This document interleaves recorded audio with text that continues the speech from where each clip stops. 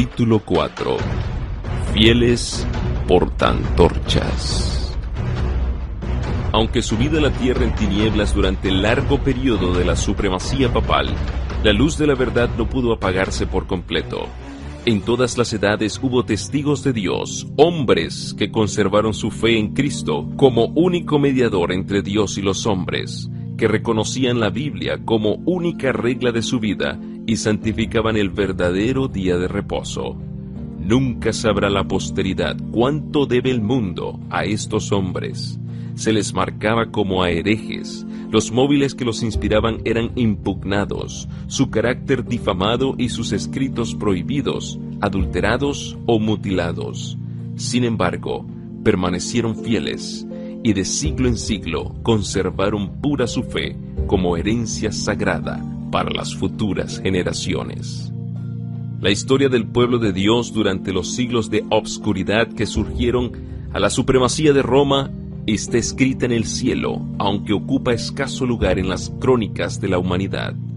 Pocas son las huellas que de su existencia pueden encontrarse fuera de las que se encuentran en las acusaciones de sus perseguidores.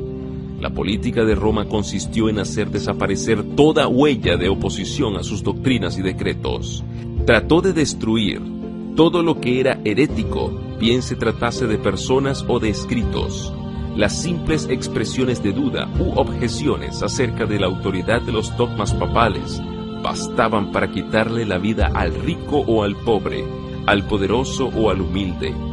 Igualmente, se esforzó Roma en destruir todo lo que denunciase su crueldad contra los disidentes. Los concilios papales decretaron que los libros o escritos que hablasen sobre el particular fuesen quemados. Antes de la invención de la imprenta eran pocos los libros y su forma no se prestaba para conservarlos, de modo que los romanistas encontraron pocos obstáculos para llevar a cabo sus propósitos. Ninguna iglesia que estuviese dentro de los límites de la jurisdicción romana gozó mucho tiempo en paz de su libertad de conciencia. No bien se hubo hecho dueño del poder, el papado extendió los brazos para aplastar a todo el que rehusara reconocer su gobierno, y una tras otra las iglesias se sometieron a su dominio. En Gran Bretaña, el cristianismo primitivo había echado raíces desde muy temprano.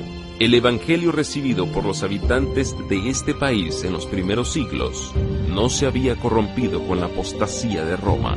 La persecución de los emperadores paganos, que se extendió aún hasta aquellas remotas playas, fue el único don que las primeras iglesias de Gran Bretaña recibieron de Roma.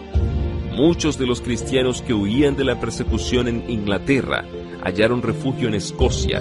De allí la verdad fue llevada a Irlanda y en todos esos países fue recibida con gozo. Luego que los sajones invadieron a Gran Bretaña, el paganismo llegó a predominar. Los conquistadores desearon ser instruidos por sus esclavos y los cristianos tuvieron que refugiarse en los páramos. No obstante, la luz, escondida por algún tiempo, siguió ardiendo. Un siglo más tarde brilló en Escocia con tal intensidad que se extendió a muy lejanas tierras. De Irlanda salieron el piadoso Colombano y sus colaboradores, los que, reuniendo en su derredor a los creyentes esparcidos en la solitaria isla de Lona, establecieron allí el centro de sus trabajos misioneros.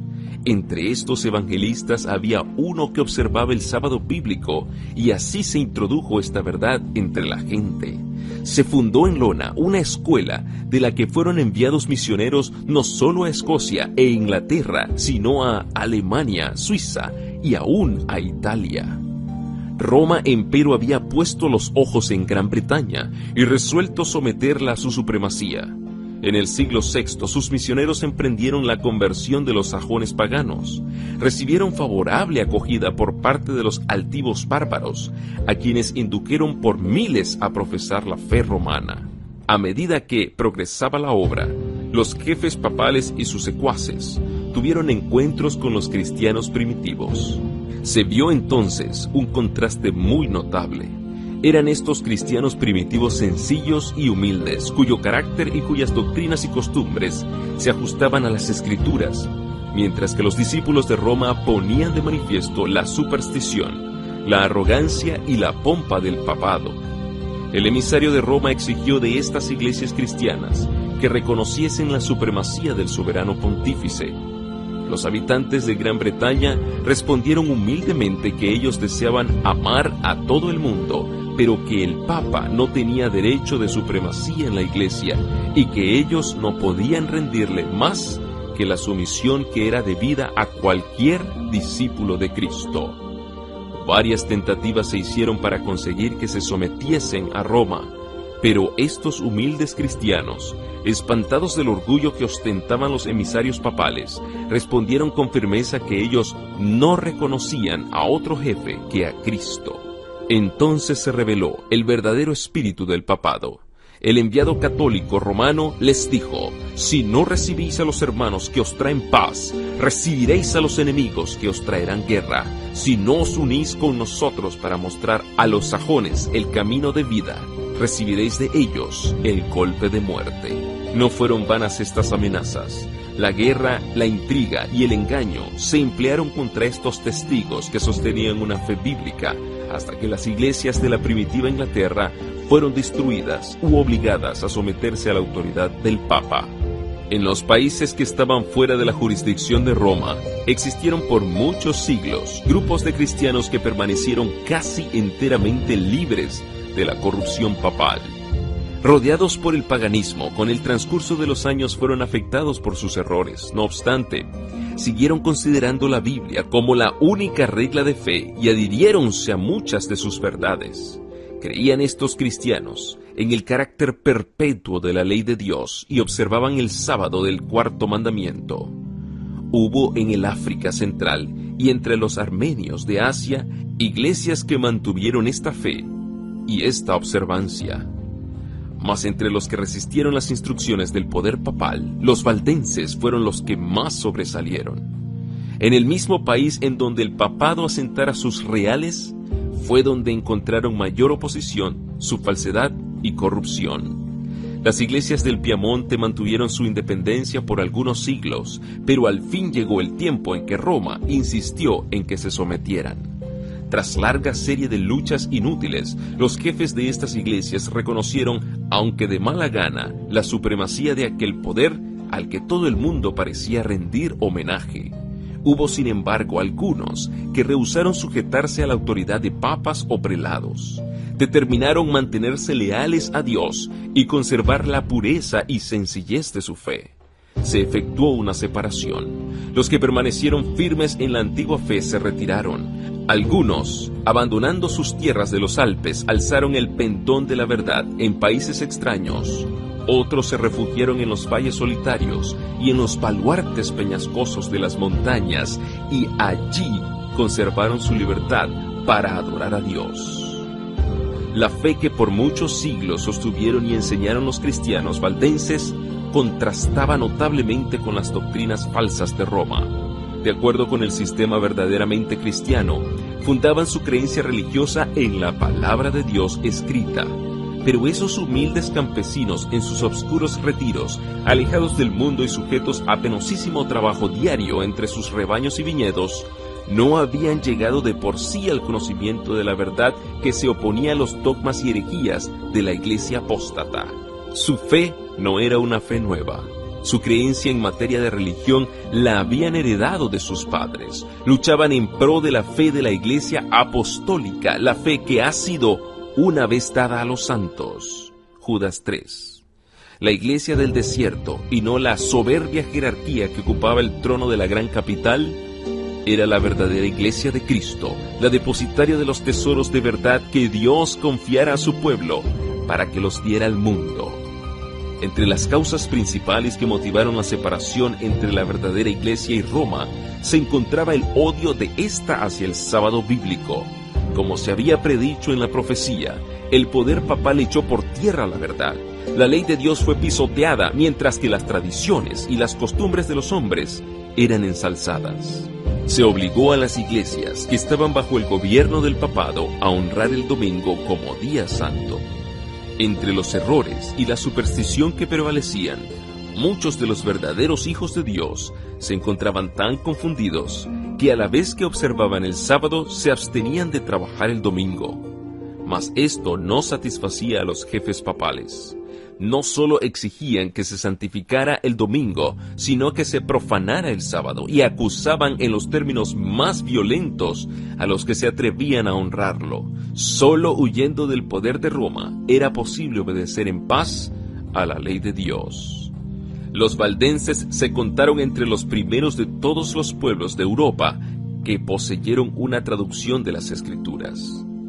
Centenares de años antes de la Reforma, tenían ya la Biblia manuscrita en su propio idioma. Tenían pues la verdad sin adulteración, y esto los hizo objeto especial del odio y de la persecución. Declaraban que la Iglesia de Roma era la Babilonia apóstata del Apocalipsis, y con peligro de sus vidas se oponían a su influencia y principios corruptores. Aunque bajo la presión de una larga persecución, algunos sacrificaron su fe e hicieron poco a poco concesiones en sus principios distintivos. Otros se aferraron a la verdad. Durante siglos de obscuridad y apostasía, hubo valdenses que negaron la supremacía de Roma, que rechazaron como idolátrico el culto a las imágenes y que guardaron el verdadero día de reposo. Conservaron su fe en medio de la más violenta y tempestuosa oposición. Aunque degollados por la espada de Saboya y quemados en la hoguera romanista, defendieron con firmeza la palabra de Dios y su honor. Tras los elevados baluartes de sus montañas, refugio de los perseguidos y oprimidos en todas las edades, hallaron los valdenses seguro escondite. Allí se mantuvo encendida la luz de la verdad en medio de la oscuridad de la Edad Media. Allí los testigos de la verdad conservaron por 1000 años la antigua fe. Dios había provisto para su pueblo un santuario de terrible grandeza, como convenía a las grandes verdades que les había confiado. Para aquellos fieles desterrados, las montañas eran un emblema de la justicia inmutable de Jehová.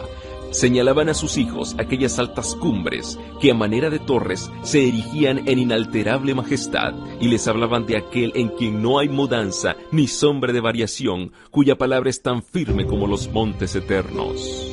Dios había afirmado las montañas y las había ceñido de fortaleza. Ningún brazo podía removerlas de su lugar, sino solo el poder infinito. Asimismo había establecido su ley, fundamento de su gobierno en el cielo y en la tierra. El brazo del hombre podía alcanzar a sus semejantes y quitarles la vida, pero antes podría desarraigar las montañas de sus cimientos y arrojarlas al mar que modificar un precepto de la ley de Jehová o borrar una de las promesas hechas a los que cumplen su voluntad. En su fidelidad a la ley, los siervos de Dios tenían que ser tan firmes como las inmutables montañas. Los montes que circundaban sus hondos valles atestiguaban constantemente el poder creador de Dios y constituían una garantía de la protección que Él les deparaba. Aquellos peregrinos aprendieron a cobrar cariño a esos símbolos mudos de la presencia de Jehová. No se quejaban por las dificultades de su vida y nunca se sentían solos en medio de la soledad de los montes. Daban gracias a Dios por haberles dado un refugio donde librarse de la crueldad y de la ira de los hombres. Se regocijaban de poder adorarle libremente. Muchas veces, cuando eran perseguidos por sus enemigos, sus fortalezas naturales eran su segura defensa. En más de un encumbrado risco, cantaron las alabanzas de Dios, y los ejércitos de Roma no podían acallar sus cantos de acción de gracias. Pura, sencilla y ferviente fue la piedad de estos discípulos de Cristo. Apreciaban los principios de verdad más que las casas, las tierras, los amigos y parientes, más que la vida misma. Trataban ansiosamente de inculcar estos principios en los corazones de los jóvenes. Desde su más tierna edad, estos recibían instrucción en las Sagradas Escrituras y se les enseñaba a considerar sagrados los requerimientos de la ley de Dios. Los ejemplares de la Biblia eran raros, por eso se aprendían de memoria sus preciosas palabras. Muchos podían recitar grandes porciones del Antiguo Testamento y del Nuevo. Los pensamientos referentes a Dios se asociaban con las escenas sublimes de la naturaleza y con las humildes bendiciones de la vida cotidiana.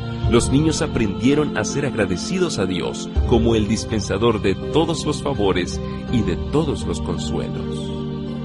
como padres tiernos y afectuosos, amaban a sus hijos con demasiada inteligencia para acostumbrarlos a la complacencia de los apetitos.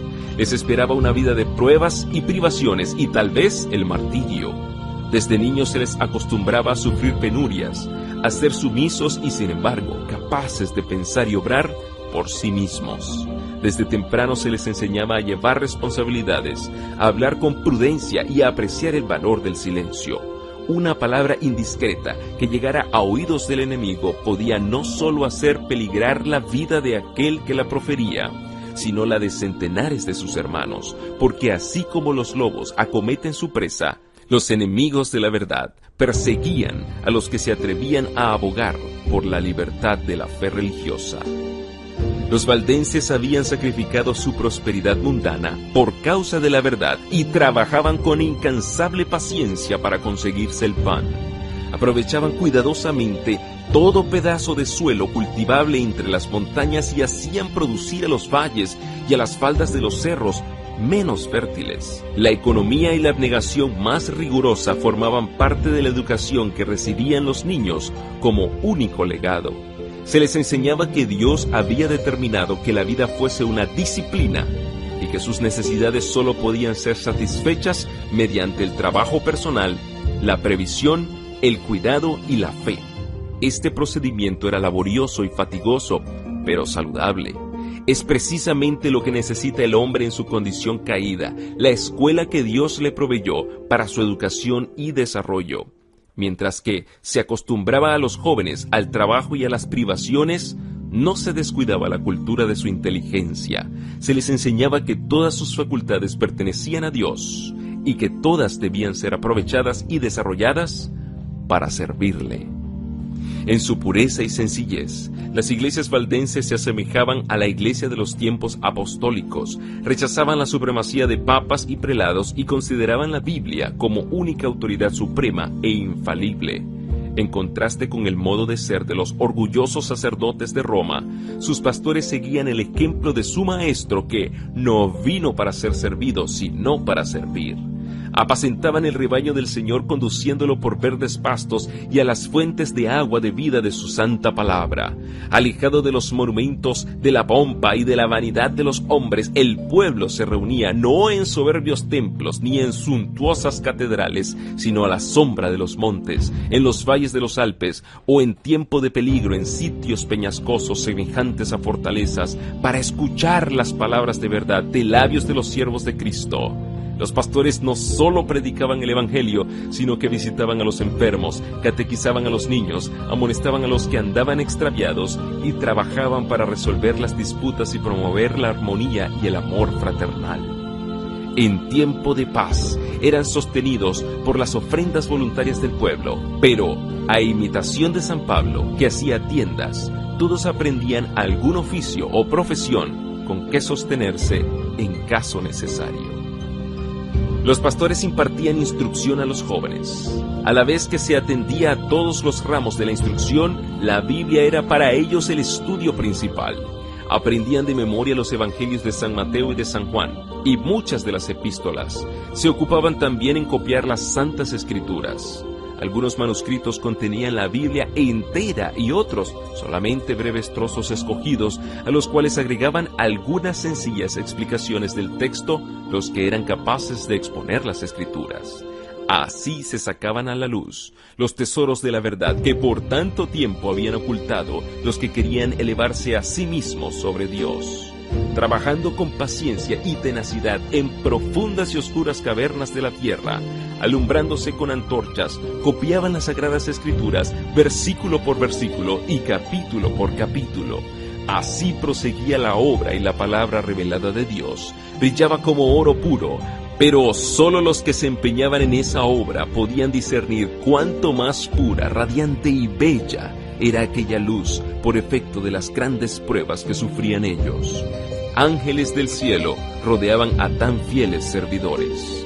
Satanás había incitado a los sacerdotes del Papa a que sepultaran la palabra de verdad bajo los escombros del error, la herejía y la superstición, pero ella conservó de un modo maravilloso su pureza a través de todas las edades tenebrosas. no llevaba la marca del hombre, sino el sello de Dios. Incansables han sido los esfuerzos del hombre para obscurecer la sencillez y claridad de las Santas Escrituras, y para hacerles contradecir su propio testimonio.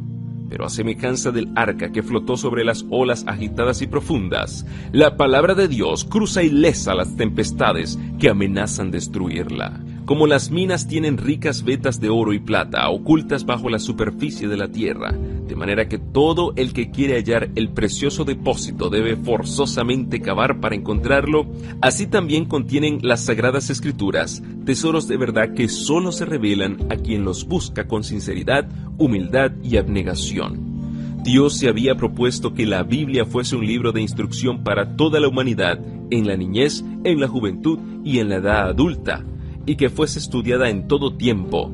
Dio su palabra a los hombres como una revelación de sí mismo. Cada verdad que vamos descubriendo es una nueva revelación del carácter de su autor. El estudio de las Sagradas Escrituras es el medio divinamente instituido para poner a los hombres en comunión más estrecha con su Creador y para darles a conocer más claramente su voluntad. Es el medio de comunicación entre Dios y el hombre. Si bien los valdenses consideraban el temor de Dios como el principio de la sabiduría, no dejaban de ver lo importante que es tratar con el mundo, conocer a los hombres y llevar una vida activa para desarrollar la inteligencia y para despertar las percepciones. De sus escuelas en las montañas enviaban a algunos jóvenes a las instituciones de saber de las ciudades de Francia e Italia, donde encontraban un campo más vasto para estudiar, pensar y observar que el que encontraban en los Alpes de su tierra.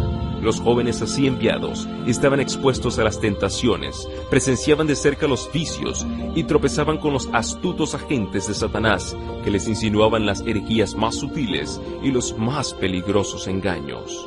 Pero habían recibido desde la niñez una sólida educación que los preparara convenientemente para hacer frente a todo eso.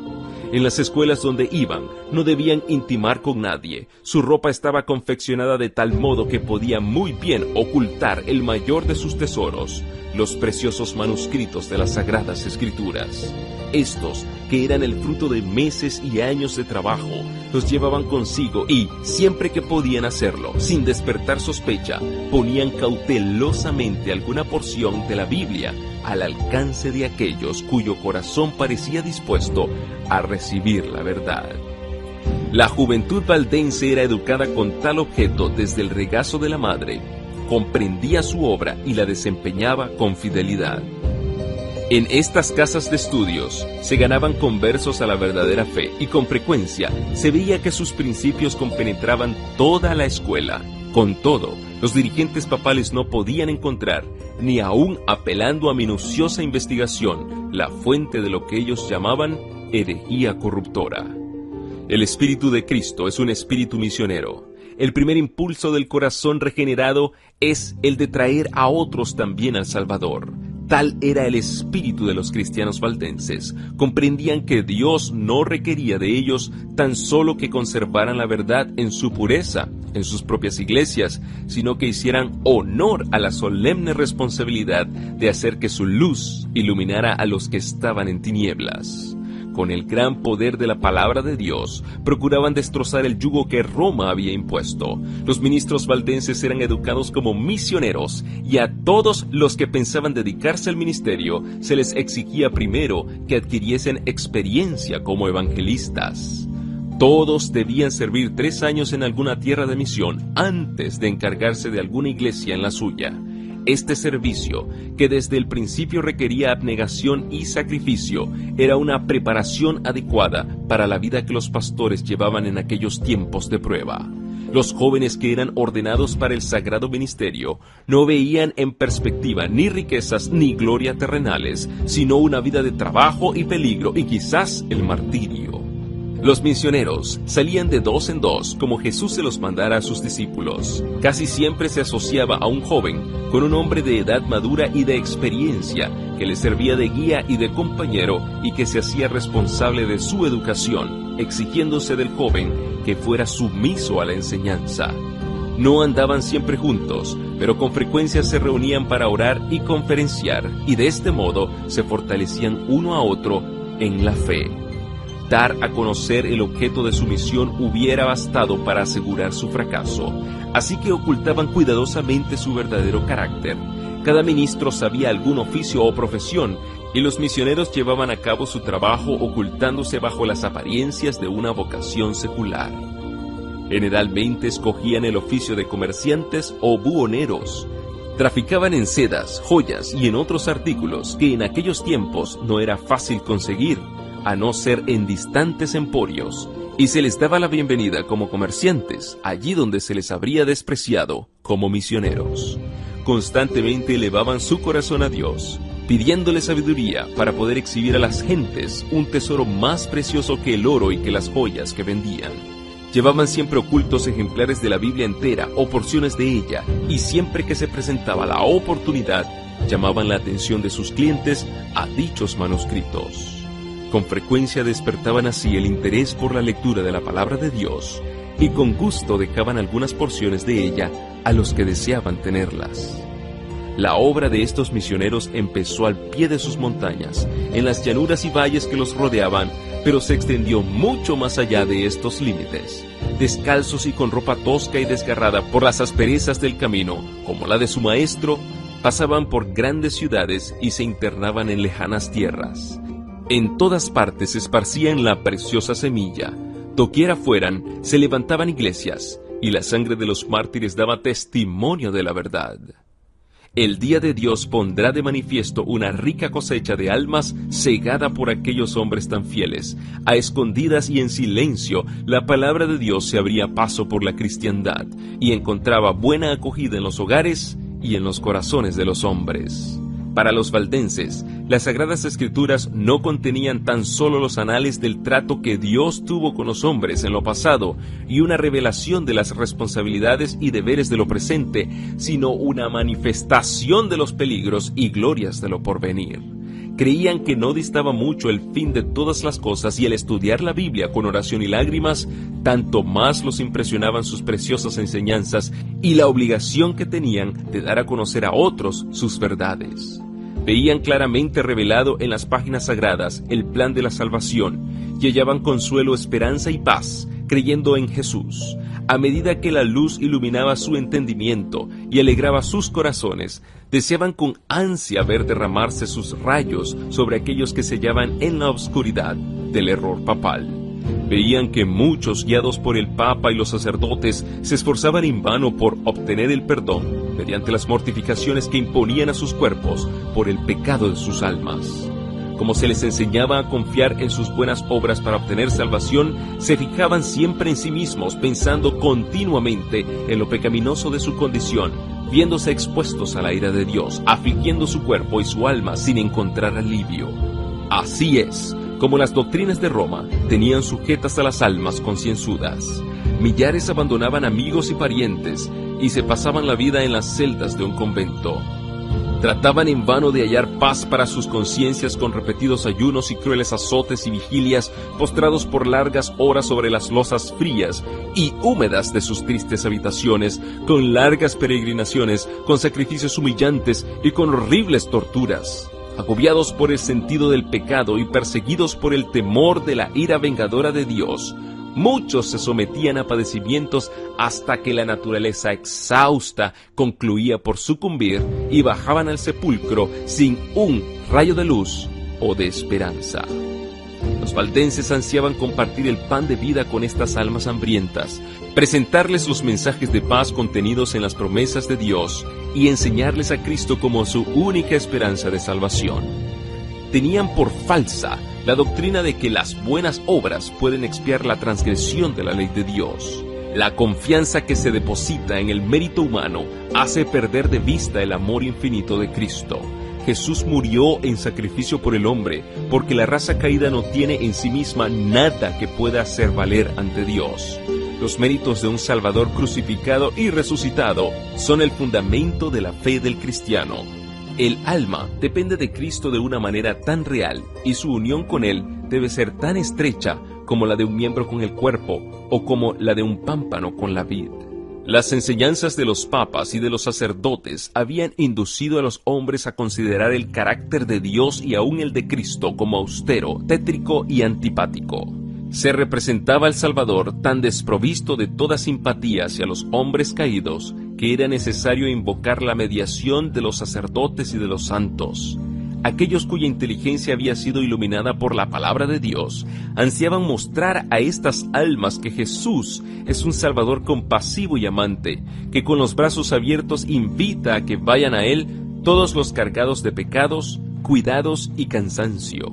Anhelaban derribar los obstáculos que Satanás había ido amontonando para impedir a los hombres que viesen las promesas y fueran directamente a Dios para confesar sus pecados y obtener perdón y paz.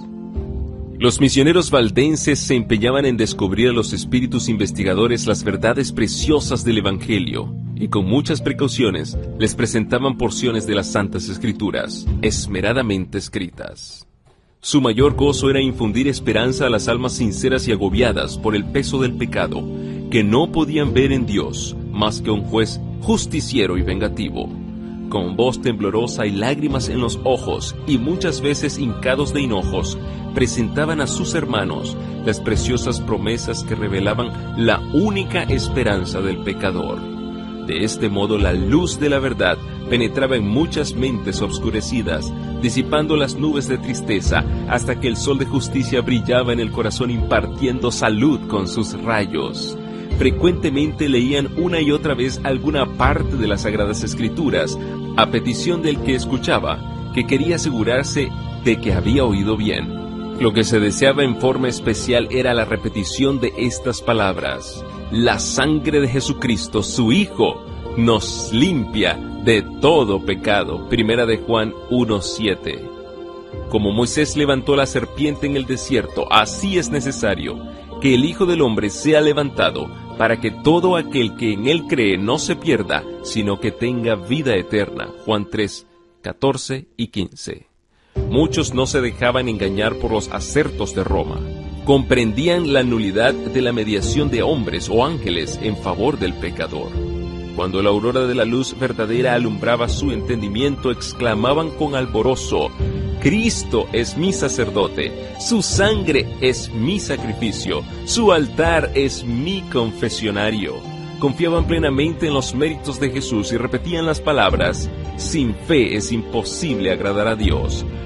Hebreos 11:6. Porque no hay otro nombre debajo del cielo dado a los hombres en que podamos ser salvos. Hechos 4:12. La seguridad del amor del Salvador era cosa que muchas de estas pobres almas agitadas por los vientos de la tempestad no podían concebir.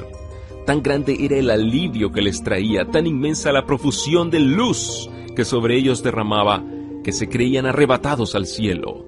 Con plena confianza ponían su mano en la de Cristo, sus pies se asentaban sobre la roca de los siglos, perdían tanto temor a la muerte, ya podían ambicionar la cárcel y la hoguera, si por su medio podían honrar el nombre de su Redentor. En lugares secretos la palabra de Dios era así sacada a la luz, y leída a veces a una sola alma, y en ocasiones a algún pequeño grupo que deseaba con ansias la luz y la verdad.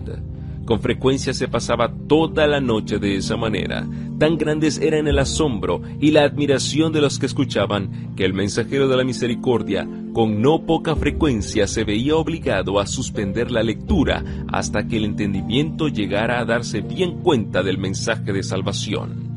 A menudo se proferían palabras como estas: ¿aceptará Dios en verdad mi ofrenda? ¿Me mirará con ternura? ¿Me perdonará? La respuesta que se les leía era: venid a mí, todos los que estáis cansados y agobiados, y yo os daré descanso. Mateo 11:28. La fe se aferraba de las promesas, y se oía esta alegre respuesta: ya no habrá que hacer más peregrinaciones, ni viajes penosos a los santuarios. Puedo acudir a Jesús tal como soy, pecador e impío, seguro de que no desechará la oración de arrepentimiento. Los pecados te son perdonados. Los míos, sí, aún los míos, pueden ser perdonados. Un raudal de santo gozo llenaba el corazón y el nombre de Jesús era ensalzado con alabanza y acción de gracias. Estas almas felices volvían a sus hogares a derramar luz para contar a otros lo mejor que podían lo que habían experimentado y cómo habían encontrado el verdadero camino. Había un poder extraño y solemne en las palabras de la Santa Escritura que hablaba directamente al corazón de aquellos que anhelaban la verdad. Era la voz de Dios que llevaba el convencimiento a los que oían. El mensajero de la verdad proseguía su camino, pero su apariencia humilde, su sinceridad, su formalidad y su fervor profundo se prestaban a frecuentes observaciones. En muchas ocasiones, sus oyentes no le preguntaban de dónde venía ni a dónde iba. Tan embargados se hallaban al principio por la sorpresa y después por la gratitud y el gozo, que no se les ocurría hacerle preguntas. Cuando le habían instado a que los acompañara a sus casas, les habían contestado que debían primero ir a visitar las ovejas perdidas del rebaño. ¿Sería un ángel del cielo?, se preguntaban. En muchas ocasiones no se volvía a ver al mensajero de la verdad. Se había marchado a otras tierras, o su vida se consumía en algún calabozo desconocido, o quizás sus huesos blanqueaban en el sitio mismo donde había muerto, dando testimonio por la verdad. Pero las palabras que había pronunciado no podían desvanecerse. Hacían su obra en el corazón de los hombres, y solo en el día del juicio se conocerá plenamente sus preciosos resultados. Los misioneros valdenses invadían el reino de Satanás, y los poderes de las tinieblas se sintieron incitados a mayor vigilancia. Cada esfuerzo que se hacía para que la verdad avanzara era observado por el príncipe del mal, y éste atizaba los temores de sus agentes. Los caudillos papales veían peligrar su causa debido a los trabajos de estos humildes viadentes. Si permitían que la luz de la verdad brillara sin impedimento, disiparía las densas nieblas del error que envolvían a la gente, guiaría los espíritus de los hombres hacia Dios solo y destruiría al fin la supremacía de Roma. La misma existencia de estos creyentes que guardaban la fe de la primitiva iglesia era un testimonio constante contra la apostasía de Roma, y por lo tanto despertaba el odio y la persecución más implacables. Era además una ofensa que Roma no podía tolerar el que se negasen a entregar las Sagradas Escrituras. Determinó raerlos de la superficie de la tierra. Entonces empezaron las más terribles cruzadas contra el pueblo de Dios en sus hogares de las montañas. Lanzáronse inquisidores sobre sus huellas, y la escena del inocente Abel cayendo ante el asesino Caín repitióse con frecuencia. Una y otra vez fueron asolados sus feraces campos, destruidas sus habitaciones y sus capillas, de modo que de lo que había sido campos florecientes y hogares de cristianos sencillos y hacendosos, no quedaba más que un desierto. Como la fiera que se enfurece más y más al probar la sangre, así se enardecía la hazaña de los siervos del Papa con los sufrimientos de sus víctimas. A muchos de estos testigos de la fe pura se les perseguía por las montañas y se les cazaba por los valles, donde estaban escondidos entre bosques espesos y cumbres roqueñas. Ningún cargo se le podía hacer al carácter moral de esta gente proscrita. Sus mismos enemigos la tenían por gente pacífica, sosegada y piadosa. Su gran crimen consistía en que no querían adorar a Dios conforme a la voluntad del Papa, y por este crimen se les infligía todos los ultrajes, humillaciones y torturas que los hombres o los demonios podían inventar. Una vez que Roma resolvió exterminar la secta odiada, el Papa expidió una bula en que condenaba a sus miembros como herejes y los entregaba a la matanza. No se les acusaba de holgazanes, ni de deshonestos, ni de desordenados, pero se les declaró que tenían una apariencia de piedad y santidad que seducía a las ovejas del verdadero rebaño. Por lo tanto, el Papa ordenó que si la maligna y abominable secta de malvados rehúsa abjurar, fuese aplastada como serpiente venenosa. ¿Esperaba este altivo potentado tener que hacer frente otra vez a estas palabras? ¿Sabría que se hallaban archivadas en los libros del cielo para confundirle en el día del juicio? En cuanto lo hiciste a uno de los más pequeños de estos mis hermanos, dijo Jesús, a mí lo hicisteis. En aquella bula se convocaba a todos los miembros de la iglesia a participar en una cruzada contra los herejes. Como incentivo para persuadirlos a que tomaran parte en tan despiadada empresa, absolvía de toda pena o penalidad eclesiástica, tanto general como particular, a todos los que se unieran a la cruzada, quedando de hecho libres de cualquier juramento que hubieran prestado. Declaraba legítimos sus títulos sobre cualquier propiedad que hubieran adquirido ilegalmente, y prometía la remisión de todos sus pecados a aquellos que mataran a cualquier hereje. Anulaba todo contrato hecho en favor de los valdenses, ordenaba a los criados de estos a que los abandonasen, prohibía a todos que les prestasen ayuda de cualquier clase, y los autorizaba para tomar posesión de sus propiedades. Este documento muestra a las claras qué espíritu satánico obraba detrás del escenario. Es el rugido del dragón, y no la voz de Cristo, lo que en él se dejaba oír. Los jefes papales no quisieron conformar su carácter con el gran modelo dado en la ley de Dios, sino que levantaron modelo a su gusto y determinaron obligar a todos a ajustarse a éste, porque así lo había dispuesto Roma. Se perpetraron las más horribles tragedias. Los sacerdotes y papas corrompidos y blasfemos hacían la obra que Satanás les señalara. No había cabida para la misericordia en sus corazones. El mismo espíritu que crucificara a Cristo y que matara a los apóstoles, el mismo que impulsara al sanguinario Nerón contra los fieles de su tiempo, estaba empeñado en exterminar a aquellos que eran amados de Dios.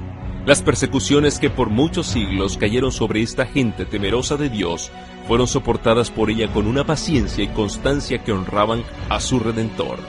No obstante, las cruzadas lanzadas contra ellos y la inhumana matanza a que fueron entregados, siguieron enviando a sus misioneros a diseminar la preciosa verdad. Se los buscaba para darles muerte y con todo su sangre regó la semilla sembrada que no dejó de dar fruto. De esta manera fueron los valdenses testigos de Dios siglos antes del nacimiento de Lutero. Esparcidos por muchas tierras, arrojaron la semilla de la reforma que brotó en tiempo de Wycliffe, se desarrolló y echó raíces en días de Lutero, para seguir creciendo hasta el fin de los tiempos mediante el esfuerzo de todos cuantos estén listos para sufrirlo todo a causa de la palabra de Dios y del testimonio de Jesús. Apocalipsis 1:9.